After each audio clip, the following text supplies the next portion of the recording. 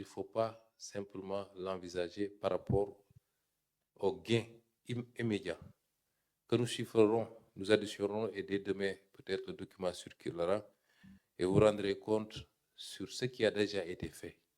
Et nous sommes encore loin d'avoir terminé ce travail. Ce comité va continuer jusqu'à la fin de ce mandat certainement, parce qu'il y a eu tellement de choses qui ont été faites et mal faites dans ce pays. Mais ces gains immédiats qui sont déjà extrêmement importants, il faut les voir en perspective de ce qui va venir. Imaginez sur la masse du budget d'investissement du Sénégal, de tous les marchés financiers, qu'on puisse appliquer ce qui a été déjà fait ici. C'est en moyenne une économie de 15% sur les marchés qui ont été passés. Imaginez la réorientation de toutes ces économies dans d'autres infrastructures. Et c'est comme ça qu'on appauvrit un pays. C'est comme ça qu'on choisit le sous-développement plutôt que le progrès. Et c'est comme ça qu'on se retrouve, malgré les flux extrêmement importants de capitaux que le Sénégal a enregistrés sur ces dernières années, nous n'en voyons pas de résultats concrets. Imaginez tout ce qui s'est fait à Diamniadio, parce que toutes ces infrastructures vont être évaluées. Tout ce qui s'est fait un peu partout, sur les stades, les immeubles. Imaginez qu'il y ait de manière constante un surcoût en moyenne de 15%. Je vous ai donné ici, on a 33%, on a 17%, on a 12%, on a 13%. Donc, tous les surcoûts enregistrés dépassent ces 15%. Mais pour être le moins gourmand possible, je dis, imaginez sur le budget d'investissement du Sénégal qu'on applique un taux de récupération de 15%, c'est des centaines de milliards, minimum 500 milliards économisés. Combien d'abris provisoires on aurait pu résorber? On ne devait plus avoir d'abris provisoires dans ce pays si les financements avaient été bien orientés, mais surtout s'ils avaient été conformes aux meilleures pratiques et aux meilleurs standards.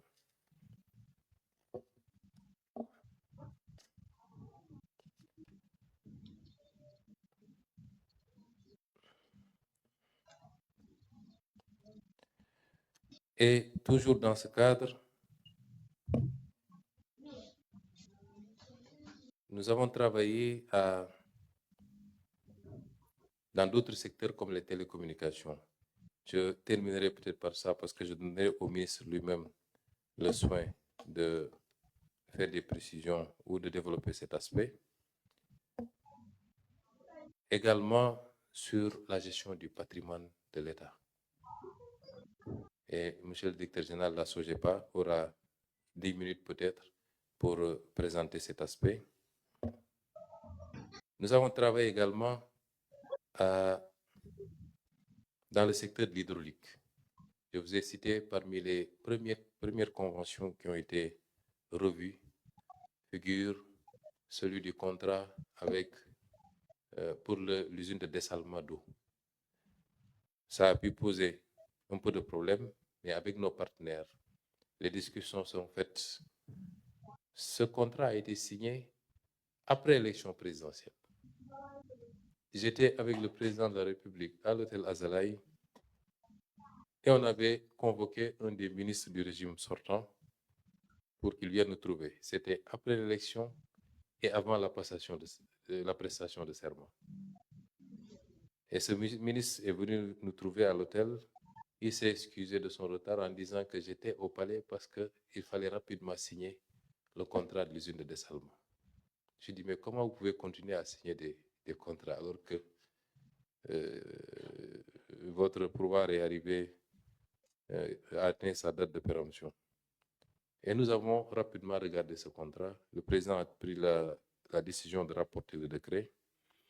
Nous avons discuté avec nos partenaires qui ont compris nos préoccupations.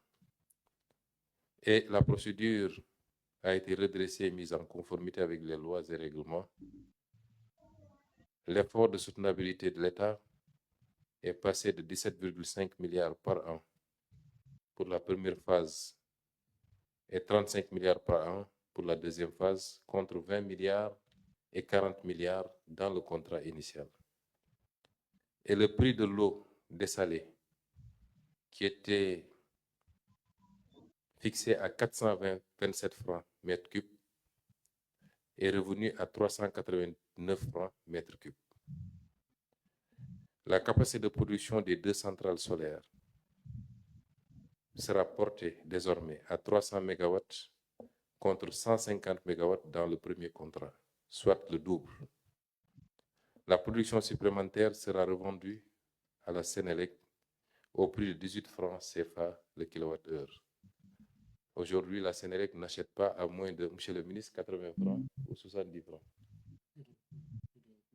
Plus de 90 francs.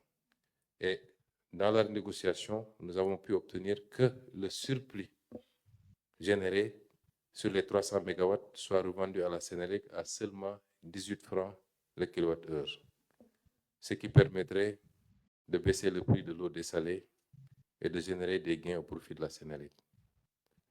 La SONES sera également actionnaire dans la nouvelle société de gestion de l'usine de dessalement de la Grande Côte, et l'État, à travers la SONES, en partenariat avec Aquapower, compte mettre en place des projets similaires dans la sous-région ouest africaine. Donc, nous passons dans un partenariat beaucoup plus actif. La Sénélec sera également actionnaire de la SPV Énergie, la future société de gestion des 2 centrales photovoltaïques de 300 MWh. Et enfin, le partenaire va mettre en place un institut de formation au métier du dessalement en développement de partenariat. Toute chose qui n'existait pas dans l'ancien contrat. Toujours dans le domaine de l'hydraulique, il y a eu la phase 2, eau potable en milieu rural. Cette phase 2, nous l'avons renégociée pour un projet d'environ 60 milliards financé par nos partenaires. Nous avons pu négocier et aboutir à un surcoût de 11 milliards enlevé du projet. Finalement, de 85, le nombre de forages à réaliser est passé à 101.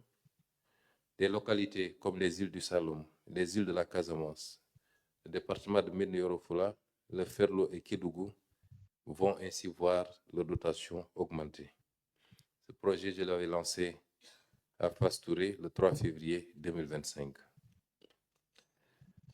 C'est entre autres un certain nombre d'axes de renégociation que nous avons pu emprunter sur les 18 derniers mois, le comité, mais également toutes les autres initiatives et qui ont permis aujourd'hui aux Sénégalais, au Sénégal, d'engranger énormément d'économies et de gains sur des contrats qui ont été très mal volés, de pouvoir asseoir une nouvelle politique en termes de contractualisation pour être sûr que chaque centime du contribuable sénégalais a été bien utilisé, mais surtout de pouvoir redéfinir, surtout dans le secteur des industries extractives, dans le secteur du phosphate et dans le secteur du pétrole, de faire de ces ressources des leviers de notre développement avant tout, et de sortir de cette logique qui consiste à exporter toujours et encore de la matière brute pour importer des produits finis beaucoup plus chers. Je m'avais donné à monsieur le ministre des télécommunications de soins sur les points relatifs à ces renégociations d'apporter quelques clarifications également. Monsieur Sall.